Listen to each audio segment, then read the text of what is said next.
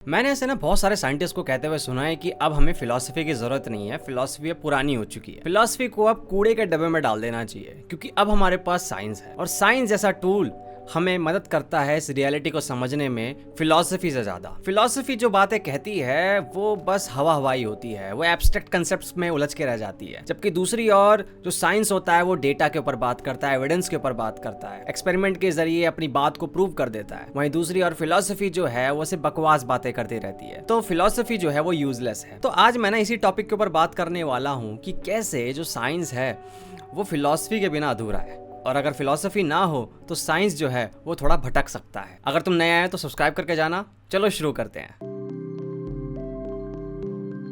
जब साइंटिस्ट वगैरह ये कहते हैं कि only testable claims are valid, या फिर वही स्टेटमेंट्स मीनिंगफुल हैं जिनको हम वेरीफाई कर सकते हैं एम्पेरिकली, तो ये जो स्टेटमेंट है ये अपने आप में सेल्फ डिफीटिंग हो जाता है, क्योंकि आप खुद इस स्टेटमेंट को एम्पेरिकली वेरीफाई नहीं कर सकते हैं। जब आप ये बोलते हैं कि only testable claims are valid, तो जब आप वैलिड बोल रहे हैं तो आप एक तरीके से ये कह रहे हैं कि भाई मुझे पता है कि ट्रू नॉलेज क्या है। आप ऑटोमेटिकली फिलॉसफी की टेरिटरी में घुस जाते हैं, क्योंकि अब आप क्लेम कर रहे हैं कि मुझे पता है कि वैलिड क्या है और इनवैलिड क्या है। आपको पता है कि ट्रू नॉलेज क्या है और गलत नॉलेज क्या है। आप एक एपिस्टेमोलॉजिकल क्लेम कर रहे हैं जो कि एक फिलॉसफिकल स्टैंस है। तो आप जिस चीज को डिनाई कर रहे हैं उसी की जरूरत पड़ रही है आपको अपनी बात कहने के लिए। ये वैसा ही हुआ कि I don't believe in language, now let me explain why. तो जितने भी साइंटिस्ट वगैरह ये बातें बोलते हैं कि सिर्फ साइंस ही बता सकता है सच क्या है, ये अपने आप में एक फिलॉसफिकल पोजीशन हो जाती है। दूसरी बात, साइंस जो है जिन फाउंडेशंस पे खड़ा है, लोगों को लगता है हम उनको भी एम्पेरिकली वेरीफाई कर सकते हैं, हम जाके पता कर सकते हैं कि देखो जो ये फाउंडेशन है साइंस की, इसके पीछे भी बहुत स्ट्रॉन्ग डेटा है, स्ट्रॉन्ग एविडेंस है। बट ऐसा नहीं है। बहुत सारी ऐसी चीज़ें हैं जो बस हमने अज्यूम कर ली हैं, जिन्हें अज्यूम करना पड़ रहा है, जैसे कि लॉ ऑफ कॉजेलिटी। हमें लगता है कि हर चीज़ का एक कॉज होता है, लेकिन साइंस जो होता है वो बस मान के चलता है कि हर एक चीज़ का कॉज होता है। अगर एक बॉल ऊपर गई है तो वो कहता है कि नीचे क्यों आ रही है, इसका कोई कॉज है, मे बी ग्रेविटी के कारण ये हो रहा है। तो वो हर चीज़ के पीछे कोई ना कोई कॉज ढूंढता है। हालांकि अगर आपने डेविड ह्यूम को पढ़ा है तो वो कहते थे कि जो ये कॉज होता है उसको हम डायरेक्टली ऑब्जर्व नहीं कर सकते हैं, हम सिर्फ अनुमान लगाते हैं, सिर्फ इन्फर करते हैं कि हाँ मे बी ये कॉज हो सकता है। तो जो ये साइंस होता है ना, ये अज्यूम करके चलता है कि हर चीज़ का एक कॉज होता है, लेकिन जरूरी नहीं है कि ऐसा हो। दूसरा, वो अज्यूम करता है यूनिफॉर्मिटी इन नेचर, कि जो मैं लॉज बना रहा हूँ ना वो कंसिस्टेंट रहेंगे। जो मैं अर्थ पे काम कर रहा है, मेरा ये जो भी इक्वेशन है, जो भी मेरे थ्योरीज हैं, वो किसी यूनिवर्स के दूसरे कोने में भी सेम वैसे ही काम करेंगे।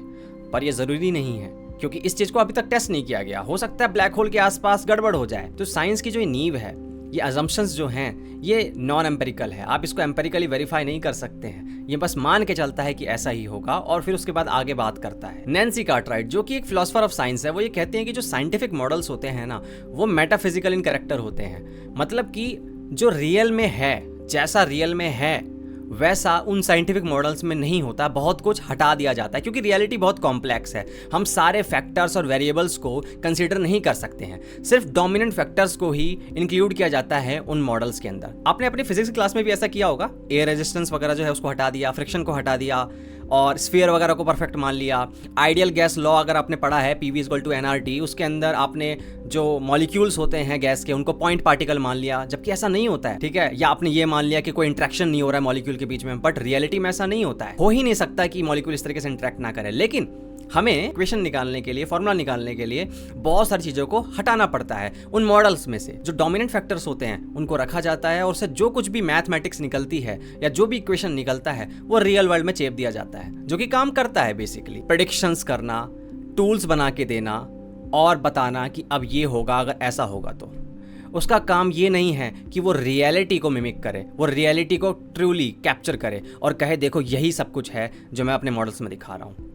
मतलब कि ये ऐसा ही है कि साइंटिफिक मॉडल्स जो होते हैं ना, वो गूगल मैप्स की तरह होते हैं। कोई अगर रोड है तो वो स्ट्रेट बिल्कुल नहीं होती जैसा गूगल मैप में देखा जाता है, लेकिन गूगल मैप आपके काम आता है, लेकिन वो ट्रू पिक्चर नहीं होती है रियलिटी की। तो देखा जाए तो जो आइडियलाइज मॉडल्स हैं, जितनी भी चीजें हैं, उनका कैरेक्टर थोड़ा सा मेटाफिजिकल होता है, रियलिटी में ऐसा नहीं होता है। तो यहाँ भी आपको देखने को मिलेगी फिलॉसफी। अब ये बताओ कैसे साइंस और सूडो साइंस के बीच में फर्क किया जाता है। इसके पीछे भी एक फिलोसफिकल आर्ग्यूमेंट होता है, कोई एम्पेरिकल डेटा नहीं होता है। कार्ल पॉपर का अगर आपने नाम सुना है तो उन्होंने थ्योरी दी थी फॉल्सिफाइबिलिटी की। जिस चीज को हम फॉल्सिफाई नहीं कर सकते हैं हम उसको साइंस नहीं मानेंगे। अगर कोई थ्योरी फॉल्सिफाई हो सकती है, कोई हाइपोथेसिस फॉल्सिफाई हो सकता है तो उसी को साइंस माना जाएगा, अदरवाइज वो सूडो साइंस कहलाएगा। तो ये भी एक फिलोसफिकल आर्ग्यूमेंट है, इसके पीछे कुछ एम्पेरिकल डेटा वगैरह नहीं है, तो यहाँ भी फिलोसफी आ गई। कई बार ऐसा होता है कि सेम सेट ऑफ ऑब्जर्वेशन या डेटा या फिर एविडेंसेस मल्टीपल थ्योरीज को जस्टिफाई करते हैं। मतलब कि वो जो मैं एविडेंस देख रहा हूँ वो मेरी 3 थ्योरी को, मान लो मेरे पास 3 थ्योरीज हैं, उन तीनों थ्योरी को जस्टिफाई कर रहा है। अब डेटा तो न्यूट्रल हो गया, अब मैं डेटा के दम पे तो थ्योरीज को चूज नहीं कर सकता, तो मैं क्या करूंगा? तो मुझे अब नॉन एम्पिरिकल पाथ चूज करना पड़ेगा इन तीनों थ्योरीज में से एक थ्योरी को चूज करने के लिए। कभी कभी जैसे सिंप्लिसिटी की तरफ जाते हैं जो साइंटिस्ट वगैरह होते हैं कि कौन सी थ्योरी जो है वो ज्यादा सिंपल तरीके से एक्सप्लेन कर पा रही है। कई बार कोहेरेंस को देखा जाता है कि जो मैं ऑलरेडी जानता हूं, जो ऑलरेडी मुझे पता है, जो हमारे पास नॉलेज है, उससे कितना ये तालमेल बैठा रही है। कहीं ऐसा तो नहीं है कुछ अलग ही बता रही है कहानी और जो मुझे पता है वो कुछ अलग है, तो कोहेरेंस देखी जाती है, तालमेल बैठ रहा है क्या। तो बहुत बार नॉन एम्पेरिकल तरीके से चूज करना पड़ता है थ्योरीज को। कई बार फिलोसफिकल जस्टिफिकेशन की जरूरत पड़ती है उस डेटा का भी सेंस बनाने के लिए। और कुछ लोग कहते हैं कि फिलोसफी जो है उसका दूर दूर तक कोई लेना देना नहीं है साइंस से। फिलोसफी की एक ब्रांच है एथिक्स, वो भी कई बार टांग अड़ाती है साइंस के काम में। कई बार साइंटिस्ट वगैरह कंप्लेन करते हैं कि भाई तुम लोगों के कारण हमारी प्रोग्रेस स्लो हो जाती है, तुम बीच में आ जाते हो। जैसे कि जेनेटिक इंजीनियरिंग वगैरह अगर करने जाएं तो बोलते हैं नेचर के साथ खिलवाड़ नहीं कर सकते, इसको क्वेश्चन करना पड़ेगा, लेट्स डिबेट। जैसे एआई का खतरा बढ़ रहा है कि वो सेल्फ अवेयर हो सकता है, कॉन्शियस हो सकता है, उसके ऊपर भी बहुत सारी बहस हो रही है। फिलोसफर वगैरह जो है बहस करते हैं इसके ऊपर। तो साइंस कई बार कंप्लेन करता है भाई फिलोसफर्स वगैरह ऐसा क्यों करते हैं। लेकिन इसका एक प्लस पॉइंट भी है, अगर फिलोसफी या एथिकल फिलोसफी ना हो तो साइंस जो है भटक सकता है। साइंस को नहीं पता सही और गलत क्या होता है। बहुत सारे लोग इससे एग्री नहीं करेंगे, वो कहेंगे भाई साइंस को अपना काम करने दो, साइंस इतना भी बेवकूफ नहीं है। लेकिन ऐसा होता नहीं है। आप उन दिनों का एग्जांपल लीजिए ना, जब एटम बम बन रहा था, न्यूक्लियर वेपन बन रहा था। अगर उस वक्त एथिकल फिलोसफी जो है थोड़ी सी प्रभावशाली होती या उन फिलोसफर्स का थोड़ा दबदबा होता तो कई हद तक जो कॉन्सिक्वेंसेस थे वो कुछ और हो सकते थे। साइंस जो कुछ भी बना के लेके आता है ना, उसका दोनों तरीके से यूज हो सकता है, सही और गलत। पर ये डिसाइड कौन करेगा कि सही कितना सही है और गलत कितना गलत, ये एथिकल फिलॉसफी का काम है। तो जो फिलोसफर्स वगैरह होते हैं उनकी बहुत ज़्यादा ज़रूरत होती है साइंस में भी। साइंस जो कर रहा है, जो कदम उठा रहा है, उनको कॉन्स्टेंटली जज करने का काम करता है फिलोसफर। तो जो लोग ये बोलते हैं कि सिर्फ साइंस को अपना काम करने दो, फिलॉसफी जो है उसका कोई काम नहीं है साइंस में, उनको एक बार सोचने की ज़रूरत है। तो अगर वीडियो पसंद आई हो तो भाई लाइक करके जाना और कमेंट करके जाना और ऐसे सपोर्ट करते रहो। Thank you so much for watching. तो अगली वीडियो में मुलाकात होगी, तब तक के लिए ध्यान रखो। Good bye.